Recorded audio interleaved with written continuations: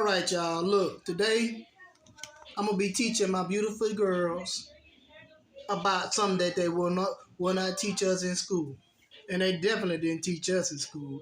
The Willie Lynch Letter. Now we're gonna talk about the making of a slave. The Willie Lynch Letter. The first Africans. Now I'm gonna point out some errors in this book for y'all, okay? Because this book is not 100% accurate. Well, let's read. The first Africans in America arrived in Jamestown, Virginia in 1619 as indentured labor or servants. Now, first of all, I want y'all to know this is a lie. The first Africans did not land in 1619. We were already here. We've been here for so long. I'm saying original people have been here for so long that there's nothing we haven't done and nowhere we haven't been. Okay? There is no fucking place that white people have discovered on this planet. Anywhere that white people have gone, anywhere, they will find the original man was already there. We are the fucking Indians that they found here. And in order to make us not rebel crazily, they made us think we was from somewhere else. You're saying that there were Native Americans that look like they're Africans.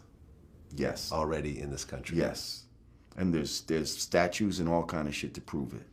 But even in South America, like look at some of the statues, the Olmecs, all that type of shit. These motherfuckers have African features, not Hispanic, not Indian, African.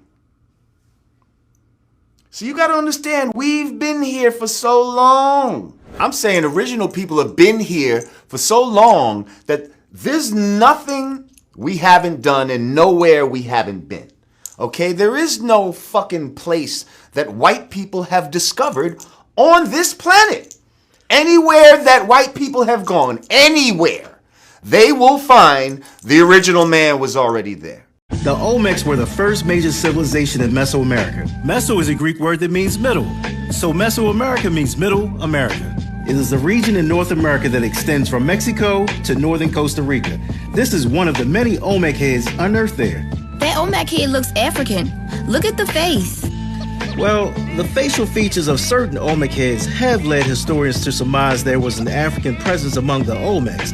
However, archaeologists have found the remains of Africans dated to the pre-classic era, which proves Africans were indeed there. Olmec enough. The Olmec don't call themselves Olmec. That's a name given to them by authors in the 1800s, 1700s. Mayan culture is just Olmec culture.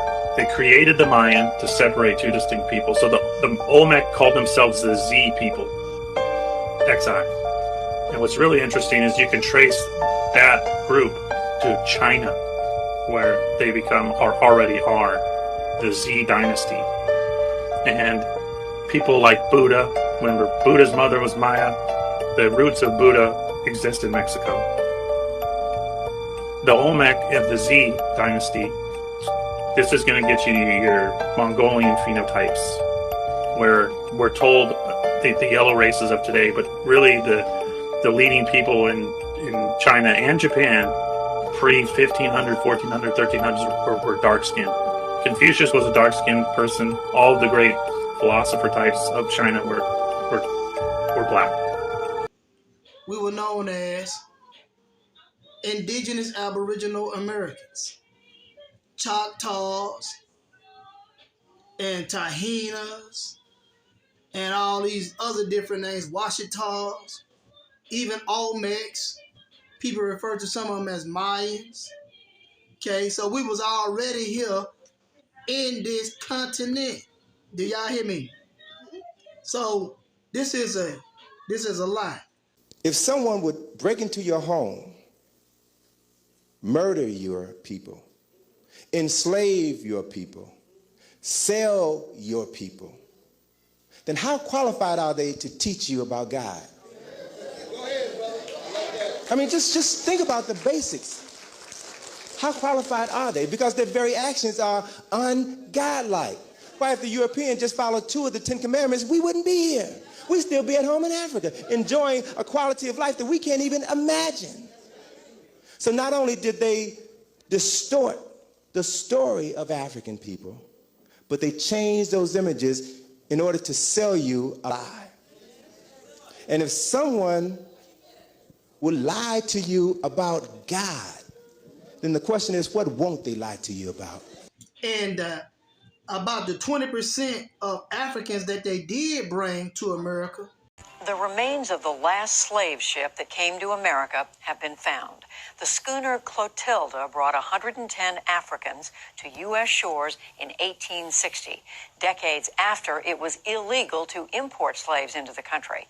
Those slaves were the last of an estimated 389,000 Africans delivered into bondage in mainland America from the early 1600s.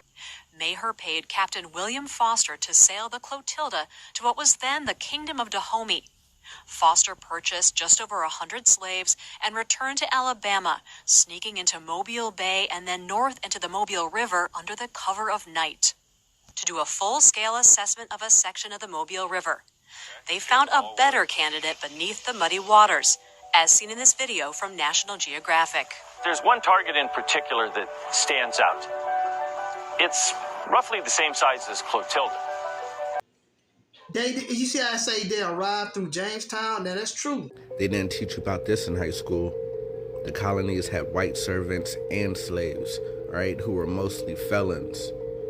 They were coming from England, Scotland, Wales, and Ireland. We're talking about white servitude in the colony of Virginia, all right? So they had voluntary and involuntary servitude, all right? So one would be through a contract, but the other one would be if you were found guilty of a crime or something of that nature. You could be a political prisoner, everything. You would get sent here for punishment and reform, all right? Sent to the colonies. The majority of the people that came here, they came from England, Wales, Scotland, and Ireland. A lot of them were too poor to afford the trip, so they would go into servitude for a certain amount of time, you know, in order to pay off their debts, all right? So that's, we had that happening, but the majority of these people, hear me out, were criminals, all right? But Governor Dale, recruiting for the military, all right? They are not always, he said, the worst kind of men, either for birth, spirit, or body, and would be glad to escape a just sentence and make this their new country. They were coming from England, Scotland, Wales, and Ireland, but many were pardoned and recruited to fight in the wars. These wars that spanned from the 1600s well into the 19th century. But who were they fighting?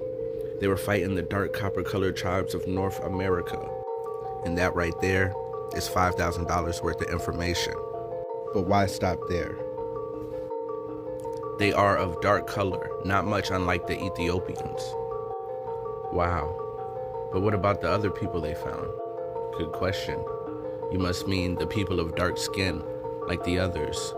But remember, color is prima facie evidence that the party bearing the color of Negro, mulatto, or mestizo is a slave, but the same prima facie result does not follow from the Indian color. All right, here they go. They're splitting you up. Despite there being two different categories of people, they're putting you into one. He is not an African, but one of those Americans called an African, because remember, it's based on the first impression. Right? Free Indians and their descendants, unmixed by African blood, are entitled to all the privileges of white men except that of suffrage and office. But listen, the term white or free white man was intended to be used in opposition to the colors resulting from the slave blood. All right, but aren't the Indians and the Negroes classified as slaves? What are the resultant colors that they don't like? Whenever the African taint is removed, all right, and the party can be pronounced white, they get to enjoy the privileges, all right? They're trying to get that out of you, all right? So while everybody's running around trying to be white, all right, later on down the line, they turn you black, right? They turn you into a crayon color, all right? But look, it's the 1800s, late 1800s, and migration and immigration is happening, right? People are coming across, but what are they coming for? Land, of course. You know, but how do you steal land? You use the Dawes rules and become the people. Make them forget who they are. And when when I snap my fingers, you'll wake up and be African American. You the motherfucking Indian if you got carbon in your skin. They lied when they told you in history all the Indians gone. Where they go? Where they go? Where they go? Nigga, they said there was 8 billion Indians. Where they go? You really believe they killed 8 billion of us? Nigga, they just got here. They just got here. They just got here. Fuck what they telling you. Cause see, these motherfuckers went back and wrote themselves in our history they got spells of us trying to make us think that they been here and shit. Cause we have forgot, nigga. 500 of their man-made years, nigga. 1492 is when they landed. They didn't take over to 1776. They got you thinking they been here for forever. They just got here, nigga. You are the Indians. They called you that right in history. Indians, nigga. The Indians that they show you are $5 Indians, nigga. What they call $5 Indians. These are human beings posing as motherfucking Indians, nigga. Getting all the land reservations, all the free land, all the money, nigga. We are the Indians. You looking at them. You looking at them every day, nigga. They didn't kill us. They just renamed us. They enslaved us and renamed us. They didn't bring us across from no motherfucking Africa neither.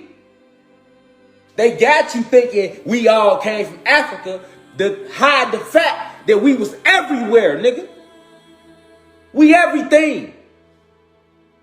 And I'm just keeping it on a third dimensional level, nigga. I ain't even gotta take you up into the cosmos to let you know how you created the whole fucking cosmos, nigga. We can just stay right here on the planet with this shit. 8 billion motherfucking Indians, nigga. Where do you think they went? You looking at them, nigga. You looking at them. Black and Latino people that they like to call us. You're looking at them. They ain't never get rid of us, nigga. They just reclassified us as African Americans and Latino Americans. They just changed the name, nigga. It ain't nothing to change a motherfucking name. You better look at your history. You better look at your history. Look at this. This don't lie. Fuck them titles that them Spanish conquistadors gave our ancestors, nigga. Fuck them titles, nigga. This carbon can't lie. Who can take this sun? That's who us, nigga. Whoever can stand out here and take this sun, you know. Fuck all them titles. See, them titles have you all lost and shit. He believes you. He ain't me. He African. He definitely ain't me. Them ain't us. They Africans, nigga. They Puerto Ricans, nigga. They ain't us, nigga. We black people, nigga. Nigga, them ain't us, nigga. Nigga, that's all us. Latinos, blacks, Africans, Jamaicans, Belize, the whole South America, nigga. Fuck is you talking about, nigga? Them all us, that's us. We all the same people, nigga. Now we rise, nigga. Now we see like, oh shit, down in South America, them is our brothers. Oh shit, them Puerto Ricans, they us. Oh shit, damn, them over there, damn, we deep than a motherfucker. They said we was the minority. Oh, I get it. They took us as the majority and broke us up into 25 different races, nigga. And then called themselves the majority and called us the minority, nigga. In 1619, as indentured labor or servants, they were not slaves. They were forced and made into a slave. A lot of us white people have misunderstood. Perhaps you can explain it to me. He said that white men are devils. Yes. What does he mean by that? He means just what he said. The deeds and the works of the man. He says the American devils. The lynching, the killing, cutting the black people's private out, sticking it in the mouth is what they did to us. Got a book called 100 Years of Lynching written by white men. Taking black women who was 4 months pregnant, they took us for years and hung us up with the feet and stuck a dagger in the stomach and ripped it and pulled the unborn baby out just to put fear in other slaves. They tied up black people to horses and 2 horses and pulled his arms out and pulled his legs out. Lemonade trains with white children and white people of America used to come and watch them tie up 10 or 15 black men and pour gasoline on them and burn them, watch them burn alive.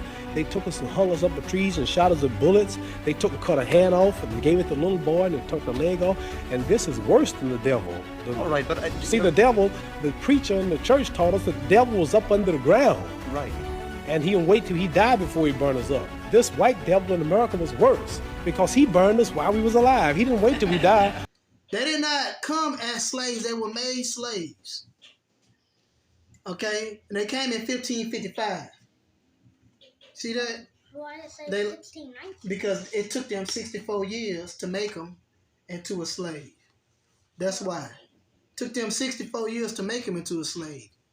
They came in 1555, but it took them 64 years to make them into a slave. So from about 1619 to 1640, the laws throughout Europe and the Americas removed all human individuality from abducted Africans and named them, let's see, property.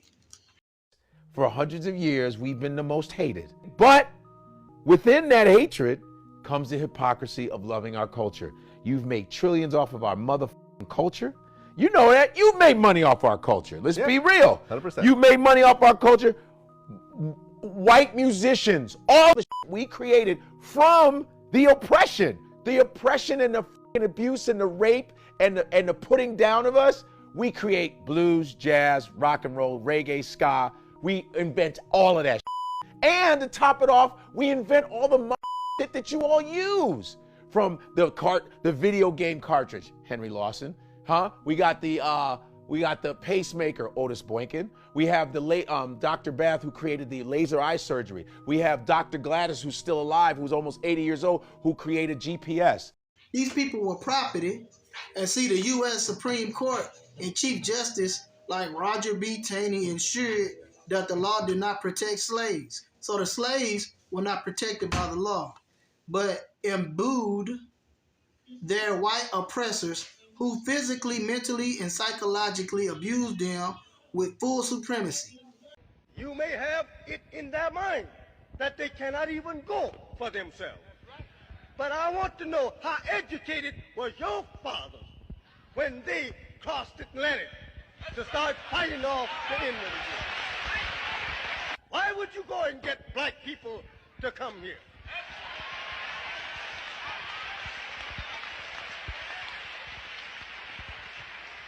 Why would you mix your blood with the black people and yet deprive them of equal justice?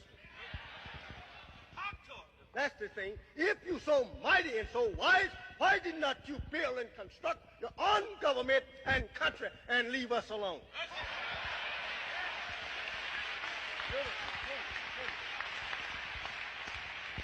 Thing but labor.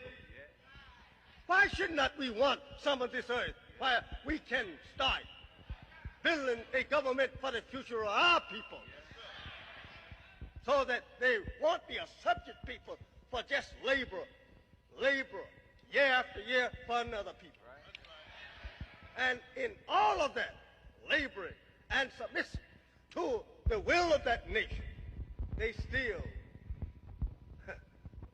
are subject to the most brutal treatment that human beings can ever be subject to. So they didn't have no rights whatsoever. Okay? Now, listen at this. You listening? No Negro, whether slave or free, could ever be considered a citizen of the United States. Because of generations of prejudice and denial, much of the public and sometimes the personal memory of black Indians has been erased by those who write history and sometimes by those who live it. That time, there was a lot of people that was using what we call pencil genocide.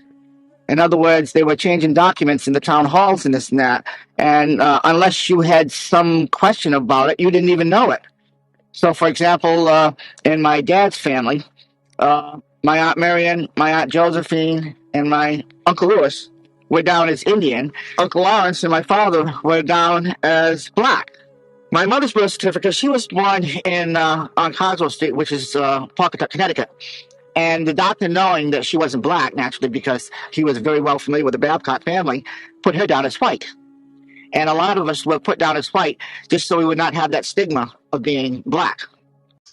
The Honorable Judge wrote, in 1619, look, Maryland became the first colony to institutionalize slavery in America.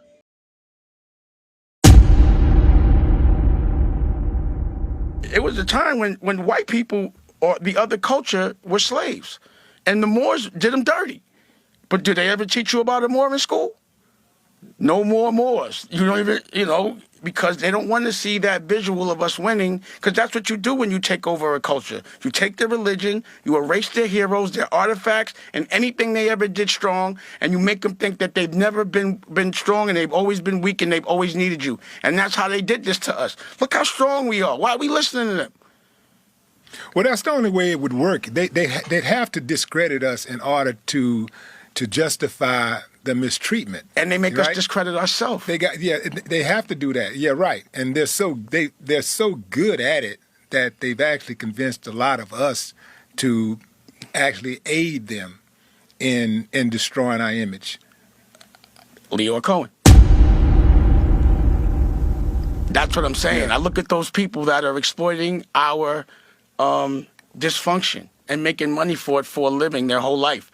When I see a man that's not from our culture never make money off his own culture and only ours, why you only want to get money on my block? Go get money on your own block. You understand what I'm saying? Mm-hmm. So that's what I'm saying. I'm not going to trust somebody from someplace else to do and take care of my hood. They don't care about my hood. They're not from here. They're just making money from it. And we continuously think that somebody that's from another culture is the plug for our music, for everything that we do. We got to go to them to get back to us. That's the program I watch them push. So I'm like, I'm just not a Johnny like that. I'd rather fight. I'd rather fight all night. And in 1641, Massachusetts, it is written legislation titled Body of Liberties, stated that bondage was legal servitude.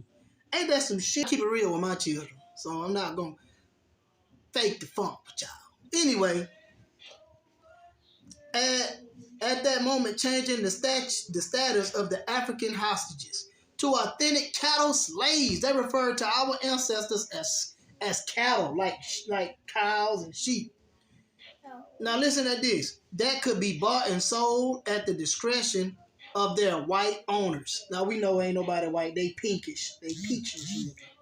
We refer to them as Caucasians, but they use the word white owners. Anyway, we're going to continue this session with part 2. Stay tuned.